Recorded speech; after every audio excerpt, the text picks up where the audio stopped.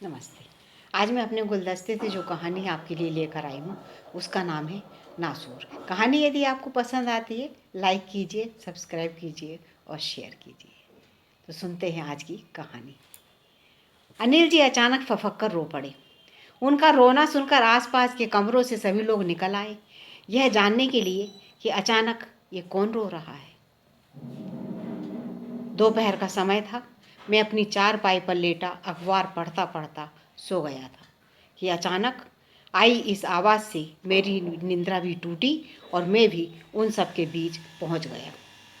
मैंने देखा वहां अनिल जी के पास एक वृद्ध सज्जन बैठे थे, जिनका पिछले 2 दिन पूर्व ही वृद्धाश्रम में प्रवेश हुआ था। आज उन्होंने ही उनकी दुखती रग पर हाथ रख दिया था,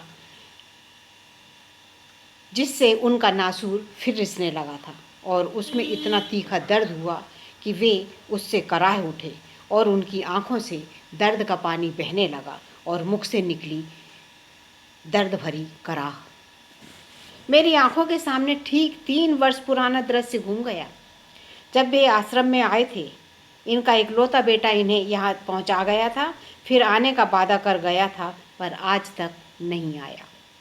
वे रोज सुबह जल्दी उठते, अपने नित्य कर्म से निवृत्त होकर प्रभु की पूजा कर माला फेरते, फिर अपने परिवार की कुशलता के लिए भगवान से प्रार्थना करते, भगवान मेरे बेटे और उसके परिवार को सदा सुख और समृद्धि देना, मेरा पोता बड़ा होकर बड़ा ऑफिसर बने और बहू रानी बनकर राज करे।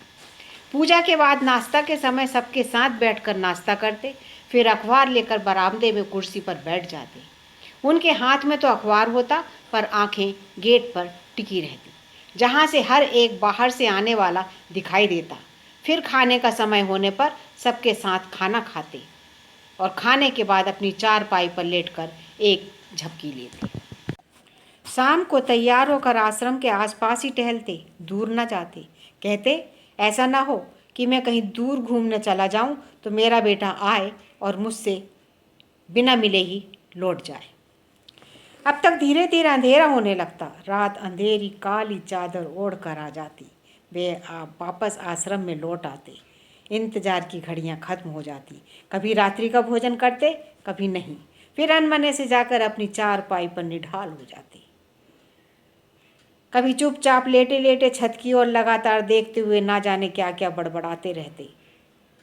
रात में वे जितने उदास होते थे, दूसरे दिन सुबह वे उतनी ही उमंग से अपनी दिनचर्या शुरू करते और बड़ी उम्मीद के साथ सुबह से शाम तक अपने बेटे के आने की रोज राह देखते, पर उन्हें निराशा ही हाथ लगती। मैं इस आश्रम का प्रबंधक हूँ, शुरू से ही इन लोगों के साथ जुड़ा हूँ। इनके साथ रहते रहते अब ये सब मुझे अपने लगते हैं और इन सब का दुख दर्द भी अपना लगता है। अनिल जी की दिनचर्या को मैं कई दिनों से देख रहा था। मैं रोज़ सोचता था कि आज उनसे कुछ उनके बारे में बात करूंगा, पर उनका उदास चेहरा देखकर कुछ पूछने की हिम्मत न होती। फिर सोचता, ठीक है, कल किसी समय बात करूंगा। आज जब वे हाथ में अखबार लेकर किसी के आने की प्रतीक्षा में दरवाजे पर आंखें बिछाए बैठे थे, मैं भी उनके पास जाकर बैठ गया। पहले तो मैंने इधर उधर की बातें की, फिर धीरे से उनसे पूछा, रोज आप किन की बाट जोहते हैं? कोई आने वाला है क्या? वे बोले, हाँ, मेरा बेटा, जो मुझे यहाँ छोड़ने आया था और जाते समय बोल गया था, मैं आपसे मिलने कभी कभी आया करूँगा, वो ज़रूर आएगा, कहकर वे चुप हो गए। एक दिन वे अपने कमरे से बाहर ही नहीं निकले, शाम को भी भोजन के लिए नहीं आए, तो मैं उन्हें बुलाने उनके कमरे में गया। वे कुर्सी पर बैठे धीरे धीरे रो रहे थे। मैंने पूछा, क्या हुआ? बेटे की याद आ रही है? आप चिंता न करें, वो आपसे मिलने अवश्य आएगा। अब तक उनके धीरज का बांध टूट चुका था। वे अपनी रुलाई न रोक पाए।